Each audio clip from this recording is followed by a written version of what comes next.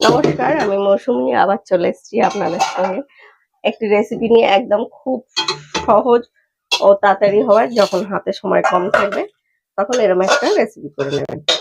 এক রেসিপিতেই খাওয়া শেষ, অফিস করবে লোক, সেরকম একটা রেসিপি।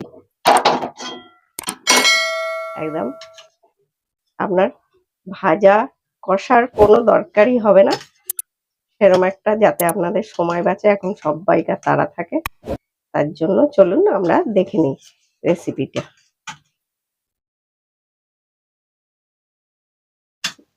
বাঁধাকপিটা নামিয়ে নিয়েছি, সেই কড়াটাই ধোবো না, এটাই করে নেবো আজকের মাছের রেসিপি। একদম অন্যরকম একটি মাছের রেসিপি, কাটাপোনার রেসিপি। মানে রুই মাছ হোক আর কাতলা মাছ হোক, যে কোনো মাছ দিয়ে এই রেসিপিটা করা যায়। এটা ভীষণই ভালো হয়, একদম সময় লাগে না। অফিস যাওয়ার তাড়া থাকলে, একদম সময় কম থাকলে এটা করে নেবেন। আমি দেখুন দুটো আলু দিয়েছি মাঝারি সাইজের, আর সেই অনুযায়ী পেঁয়াজ দিয়েছি, দুটো আলু দুটো পেঁয়াজ। এই রেসিপিটা কিন্তু খেতেও ভীষণ ভালো হয়। বড় সাইজের একটা টমেটো। কোনো কষাকষি ভাজাভুজির কোনো ঝামেলা লাগবে না, করে ফেলবেন।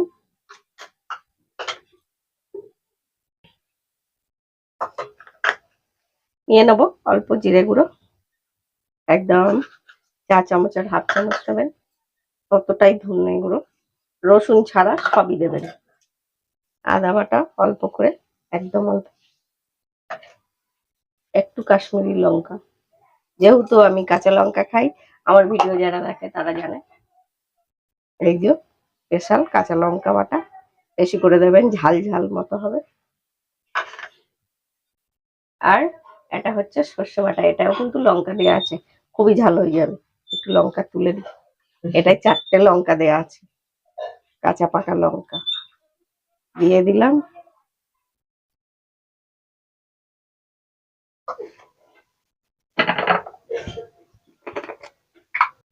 দিয়ে দেবো হলুদ,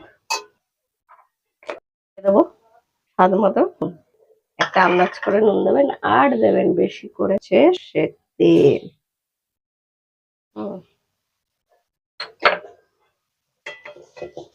এবার এগুলোকে ভালো করে সব মিশিয়ে নিতে হবে। মাছটাকেও দিয়ে দেবো,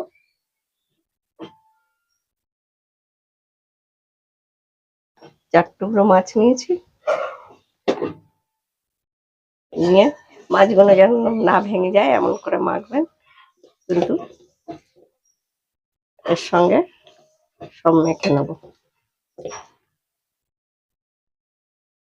এবার দিয়ে দেবো জল, বেশি দিতে হবে না, বেশি ঝোল ঝোল না, ব্যাপারটা একটু শুকনো শুকনো মতো হবে। এবার আমরা গ্যাসে বসিয়ে দেবো এটা। এটা যার রেসিপি সে বলেছি বোধহয় আগে, হ্যাঁ একটা ভিডিওতে বলেছি, আমার এক মাইমা করতো, মামা অফিস যাওয়ার সময় এই রেসিপি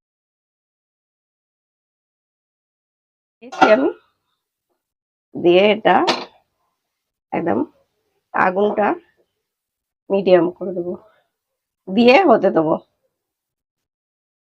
এটা আমরা 10 থেকে 12 মিনিট পরে একবার দেখবো।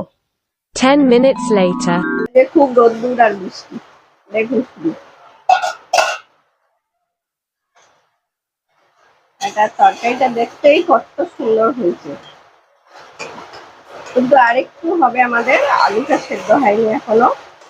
বৃষ্টি হচ্ছে খুব জোর, খুব জোর, কি বলবো, এত জোরে বৃষ্টির আওয়াজ হচ্ছে। আর আমার রান্নাঘরটায় যেহেতু অ্যাসবেস্টস দেয়া, আর কিছুটা জায়গায় টিন দেয়া, এত জোরে আওয়াজ হয় কি বলবো। আর একটু আমরা ঢাকা দিয়ে আর 5 মিনিট আমরা রান্না করে নেব। 5 minutes later.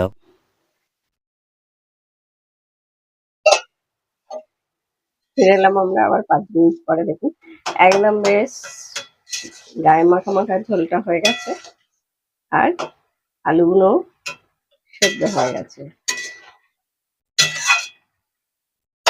এই সময় দিয়ে দেবো 2টো কাঁচা লঙ্কা, আপনারা চাইলে উপর দিয়ে সর্ষের তেলটা আর একটু ছড়িয়ে দিতে পারেন, কিন্তু আমি দিচ্ছি না, কারণ আমার বটকি এর উপরে আরো সর্ষের তেল দিলে খেতে চাইবে না, মানে কাঁচা একটা সর্ষের তেলের গন্ধটা অনেকে ভালোবাসে, আমার ভালো লাগে, ছেলের ভালো লাগে, ওর বাবার ভালো লাগে না।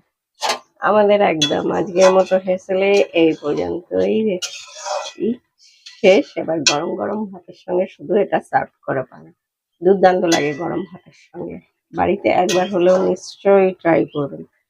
আর খুব সহজে হয়ে যায়, সকালবেলা তারা থাকলে বসিয়ে দিয়ে কোনো ভাজাভুজি ঝামেলা ছাড়াই বসিয়ে দিয়ে চলে গেলেন, অন্য কাজ সারলেন, ব্যাস হয়ে যাবে। আর ফিরে আসবো কালকে আপনাদের সঙ্গে অন্য কোনো রেসিপি নিয়ে, আবার অন্য সময়। আজকের মতন হেসেলের রেসিপি এই অবধি।